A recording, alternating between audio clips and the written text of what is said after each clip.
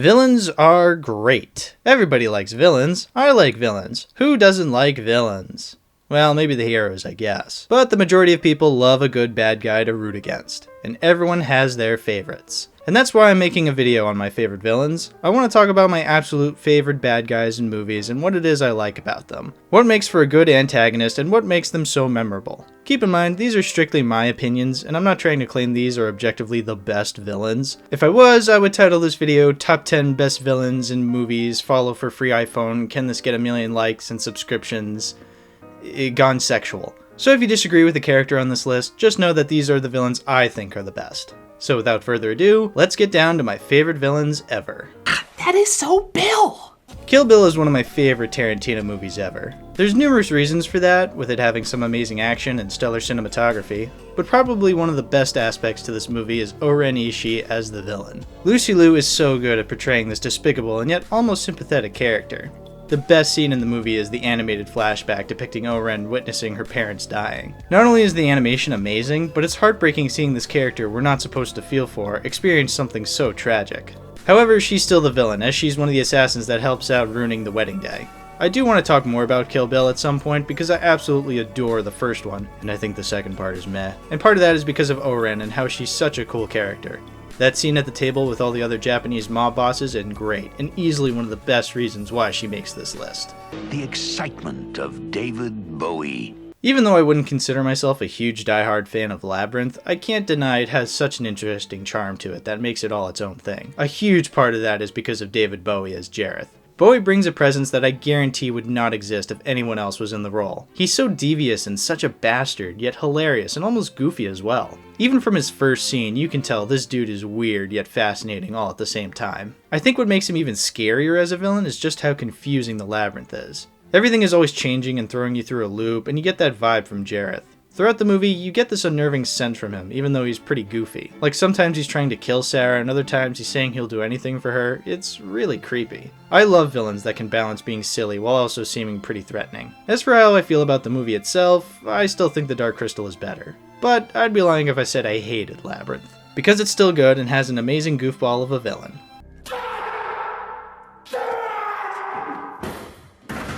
Can I just say that Roy Batty is such a silly name? Like, yeah, he's pretty silly towards the end, but like, come on, Roy Batty? Anyway, Roy is a great antagonist for Blade Runner. I say he's an antagonist because I wouldn't say he's necessarily evil. Kinda how Rick Deckard isn't really the hero of the movie either. Deckard is an asshole throughout the movie, being grumpy, drinking, forcing himself onto a robot, yikes. Roy, however, comes across as more sympathetic at times. He just wants to keep living and will go to any length to get what he wants. Anyone can relate to that. Why isn't this guy the hero of the story?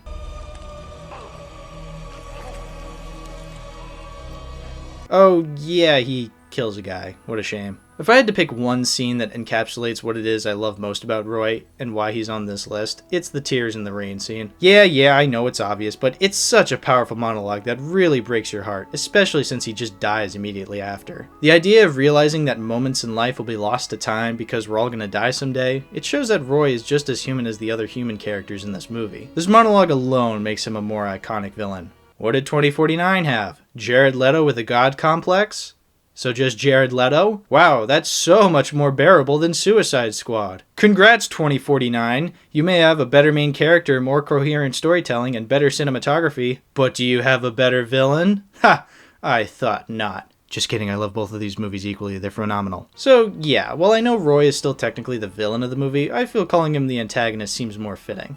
But like, whatever, it's like calling a movie a film, or a show a series, or Happy Time Murders cancer. It all means the same thing. It really doesn't matter. I'm honestly kind of impressed with the way the MCU handled Thanos and how he was only in 2 movies and instantly became one of the best characters in recent cinema. Here's a character everybody thought was going to be disappointing and not live up to the hype. I was surprised just how much this guy turned out to be a legitimate threat to the characters. No longer was he just some Josh Brolin cameo in Guardians 1, he was actually out and about, beating the shit out of the Hulk, outsmarting everyone every step of the way, becoming almost as quotable as the Star Wars prequels. Almost. He's also one of the few villains to actually succeed in their plan that the heroes fail to stop. This is such a great villain and a great character in the MCU. I was excited to see more from him in the coming months. And then he was fine in Endgame and then he died. Oh well, next phase of products to consume, I mean movies. As little as we got of Thanos, I was still really satisfied with what we got. I've definitely grown tired of the MCU over the years, and I'm not as much of a super fan as I used to be, but Thanos is easily one of the best things to come out of these movies. Would have loved to have seen more of him, but what we got was pretty great anyway. Talk to the hand. The Terminator is easily one of my favorite Arnold performances, as it shows such a likable actor in such a villainous role. Schwarzenegger is easily one of the most famous movie stars in history, so to see him in such a scary role that still seems as threatening today as it was back in the 80s is really cool to see. What makes the Terminator such a threatening villain is its lack of humanity. It looks human and can even get away with acting almost human, but it can't feel the same way as a human. Until later installments, but those vary from masterpiece to mistake. Just the idea of a cold, calculated robot coming after to kill you and there's almost no chance of stopping it so easily, it really makes your skin crawl. Seeing the Terminator constantly being stripped down to its bare skeleton and it still is trying to kill Sarah Connor is so scary, and yet so cool. Such a cool villain from a cool movie. Not much else to say, he's just really cool. My name is Homer Syndrome. He's got red hair and it points up. The guy from The Incredibles? I was originally going to make this section for all good Disney villains since there's a ton of great Disney villains to choose from that I couldn't just choose one. But then I remembered Syndrome exists, and he's easily the best, so this section is entirely about Syndrome. Syndrome is easily the best Pixar villain because he's the perfect balance of a character that you understand and also want to see get beaten. Now I use the word understand because I don't mean sympathize. If there's one thing that bothers me about the way people treat villains, it's when people falsely look up to them. Sympathetic villains are difficult to pull off, but when done right, they can be pretty amazing.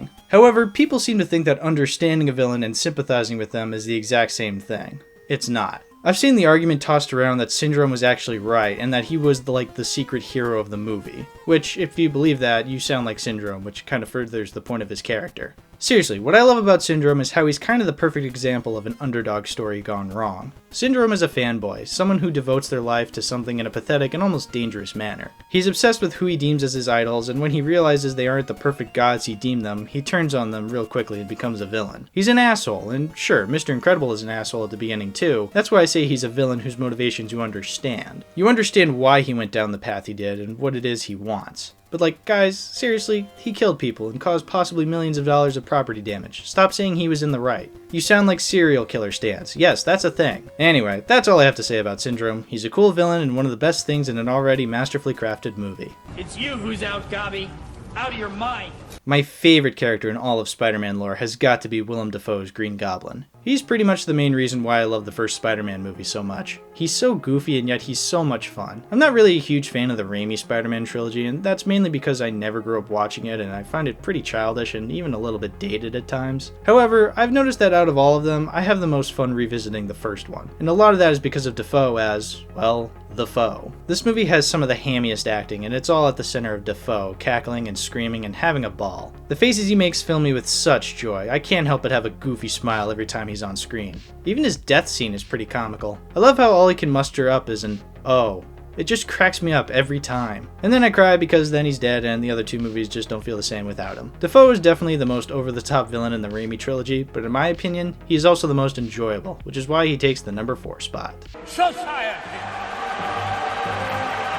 Yeah, I know, pretty predictable to put Ledger on this list, but I can't help it. I love The Dark Knight so much, and a lot of that is because of the Joker. Now I could put Aaron Eckhart's portrayal of Two-Face instead here, since I do like him a little bit more than the Joker. However, I realized I like Two-Face more as a character rather than a villain. The Joker, though, is a legitimately great villain. He's so mysterious and manipulative that you have no idea what is going to happen next with him. He's like Jareth, except The Dark Knight is a way better movie than Labyrinth. You never know where or when he's going to show up in a scene or what his grand plan for the scene is. Every time you think he's been cornered, something always comes out of nowhere to throw the heroes 2 steps back. It's brilliant. There's a reason Heath Ledger won the Oscar even after his death. This is such a fascinating character, and the fact that nothing is ever revealed about him makes him even more fascinating. He comes across as more mysterious and threatening, and honestly, if we were given answers as to what his backstory was, he wouldn't be nearly as cool. His backstory is pretty much the contents of the briefcase in Pulp Fiction. Sure, it would be cool to know, but it's not the point of the movie, and it wouldn't feel right knowing. A bit of an obvious pick for this list, but there's a reason why he's so popular. Just maybe don't idolize him like the Syndrome. You guys look really weird. Look, I love the Joker movie too, but not to that degree.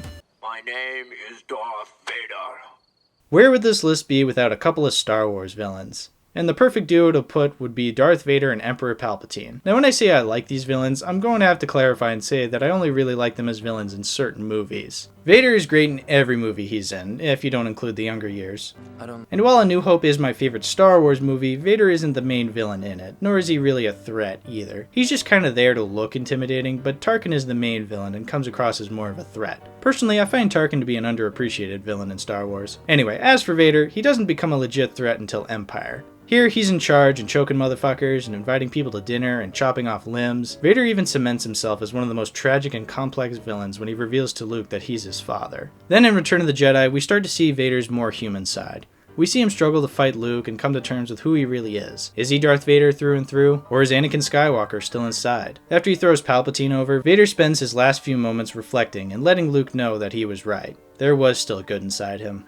And with that, he dies. In the arms of his son, having redeemed himself from a life of darkness and hatred. Honestly, I love this scene so much. It shows what makes the original trilogy so good. Two characters who have changed so much in the past 3 movies, and yet we feel like we've known them for a lifetime. Luke from a frail farm boy into a wise Jedi trainee, and Vader from a threatening space cyborg into the man he once was. Vader is a character who has killed people and is pretty much a space Nazi, but we still feel for him, and I'll admit it, I get pretty teary-eyed with this scene. Seeing Vader die is a pretty emotional scene, and seeing a villain become a character I feel for is pretty amazing and definitely a good reason why he's number 2. Oh wait, I forgot I also put Palpatine. Yeah, I just like him because he's a fun villain and one of the reasons Revenge of the Sith is watchable. More quotable than Thanos, so that's pretty cool. Okay, that's all I have to say about Palpatine. Let's get to number 1.